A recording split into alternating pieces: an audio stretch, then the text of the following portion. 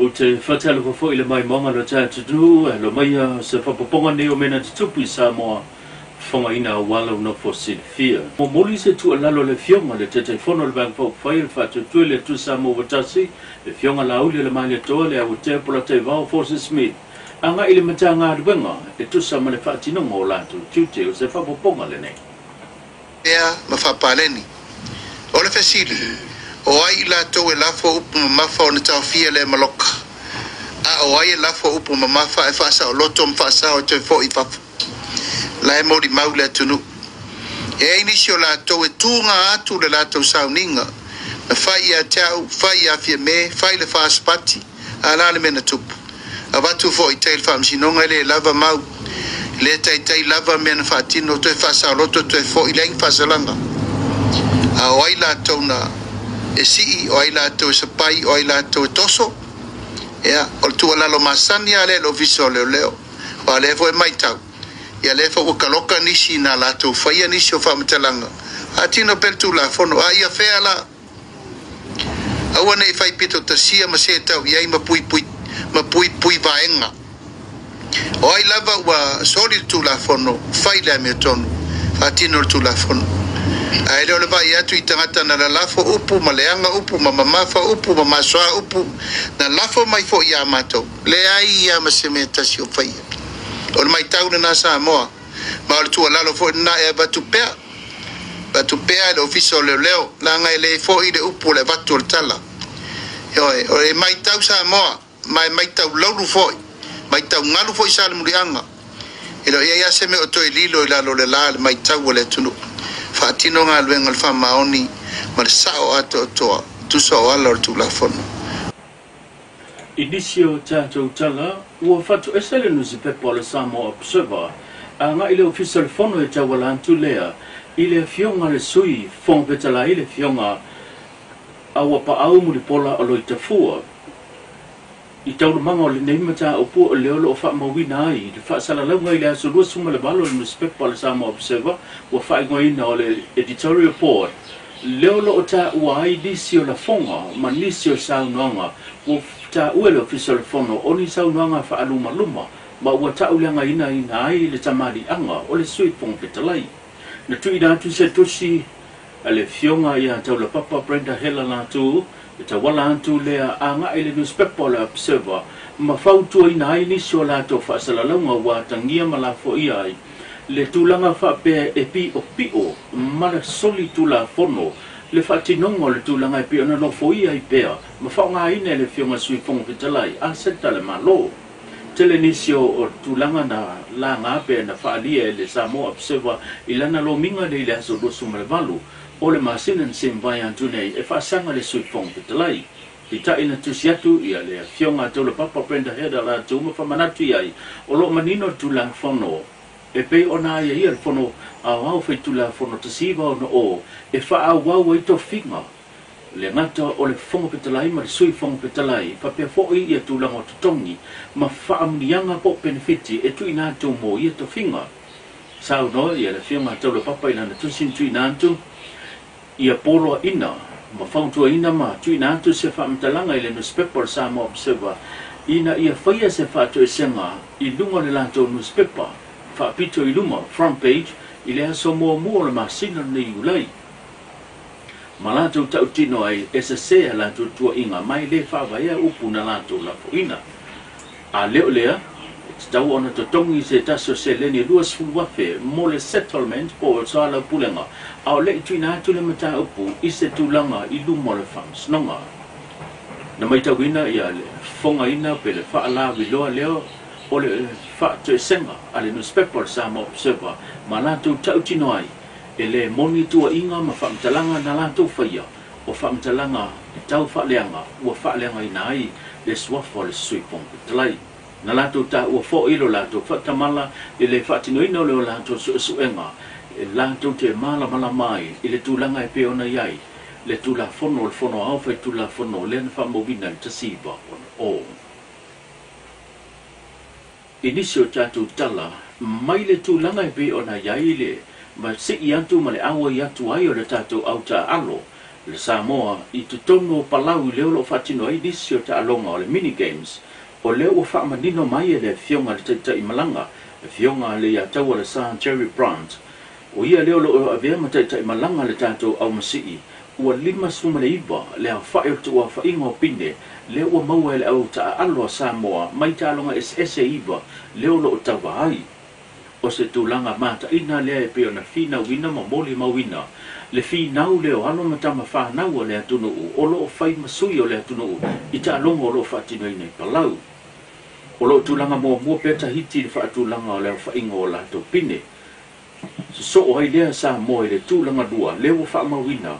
e lua se fulu ma le fitu lea whai o pine auroa Samoa se fulu ma le tonu pile siliba ma le se fulu ma le hiva o pine apa mea le tūlanga whaamawina o tala whaasolpito o au masii au ta aloa Samoa o se tausanga SNE o masii ai le au Samoa ua nao sina vaenga to titi le 5 se fulu fitu lea whai o le au ta aloa leana o malanga atu whaatasiati palau ta ua ele fionga ia tu au pepe asiata Terry Warwick lo whaagulu ia le tūlanga o le tato au masii le fo o lo ia umia le tofinga Prestenia le Sasnap o le best of the best Uina tola iti ai ua whidi mai lava le tangata taui maanga waa au sia le tūlanga mawalunga mo lea tau sinionga. Inisio tātou tala mai le poloketi le miliona o leo whamanino e se tasio o Bisasili po se tasio le pūlenga le mtanga luenga tinam tama ita inu umanga psotai leo lo whao nulu I aile pa ai o le poloketi ni le miliona se tūlanga po le update le ta otonga o le fo'i poloketi ua tele na whaamni aina ai I tu malo SS a mai se tono le tātu no usi mai le whaafonga I se whaatatanuanga po se pinangalo le fionga unasa le lo fito I tongu I ai le tūlanga o le tātu poloketi o le aso momo I ulai ia po le aso e ua whamtu I nātu ai umalama tupe tu malo ia e wha se fulu ma le valu I tu malo sa whamtu ina nātu tupe ia e se mo vaenga tupe mo si le fia fo le tātou atu nua misel pai o tātou tu malo e luas fulu ono ia I tu malo o lea sa whamtu ina nātu vaenga tupe lono lua miliona tāla nātu vaenga tupe ia ai fa se fulu valu I tu malo ua maea na sainia nātu malienga tau tupe ia ma whamtu ua nātu vaenga tupe mua po le fitu se lau afetala mua ia le whanga I oi el tātou ofisa fon whawai ia ma le vaenga tupe ua fufuaina ia mo le poloketi a tātou tu malo silsila ia le lua vai aso ua mawai atu ia sa tamawhai lawa le tātou mtanga luenga e mesel pūlenga o tātou poloketi le PMU ia e whanga solo ma whatino tātou assessment o li poti sa tu ina mai ia whaftai le atu o leua mawhai ia o na whamtu ina atu tātou vaenga tupe ia e whaawawina ia tātou poloketi mo atina e tu malo ia mo le miliona tolu ia o vaenga tā ua mo le silifia e fas 5 I tu malo ua mai a toa lava o na sainia lātou mo le ngata tupe mo le miliona tolu whamtu ufoi lātou vaenga tupe mo le vaenga tupe mua mo silifia le tātou fitse lau afe mua le whamtu e o le ai tu tonu tātou se lau ono suru afe vaenga tupe na ua umona mai o I lalo tātou malienga e tongi e leo whainga luanga tōtolo tātou whanwhawai me se foi alauni o tātou komiti whaatasi e malvaenga tupe whanga I hoi ei le ofisa pe o cash power manisi mana onga tono o tātou ofisa a 5 se lau whasfuru afe o lo te toe mele tātou fitse lau afe o tātou poloketi na lele whaatino ai po vaenga tupe na mata e tātou poloketi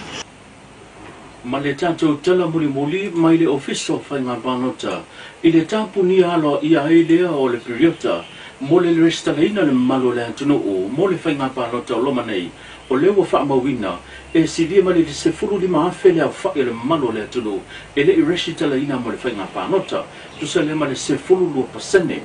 e se lau ma le tasi afe e le au whae le malo le antunu ua mahe a restala mo le whainga panota o loma nei tu se lea ma le vanu se furu ma le fitu pasene lona mawalunga I fa mo monga lo fiso whainga pānota o nesio I tu malo I tu tonu lavo o polu leo lo tu yaile tu langa mawalunga le whai o nisi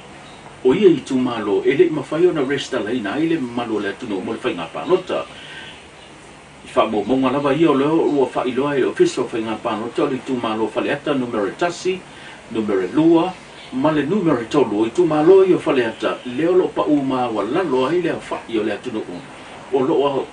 lalam fa mautu ye tu malo ele restala e fa pe fo ile tu malo sa nganga numero tasi sa nganga numero tolu ma sa nganga numero fa le tu malo vai maunga tasi vai maunga lua vai maunga tolu fa pe vai maunga fa ma le tu malo ana lo fi numero fa o tu malo ia le lo mau fa mau vina fa mau maunga lo fiso fa nga pa nota ele pa uma wala lo lava le mamalo le tu no o lo wa nga I mai fatino ia lato restala mo fa nga panota wa mai ona fa manino le ofiso fa nga panota e lua fe le sangol tupe mo le tangata o le a le ma fa ona panota I le panota ai le itu ina mai le fa unga pe ona lo ia le fatino ina o le fa nga panota ile ato dos suma fitu ma le dos suma le ivo au kuso na malino lava le nga itu le ofiso fa nga panota le la lato nga wenga tau longo mo le whaatino ina o le restala le atunu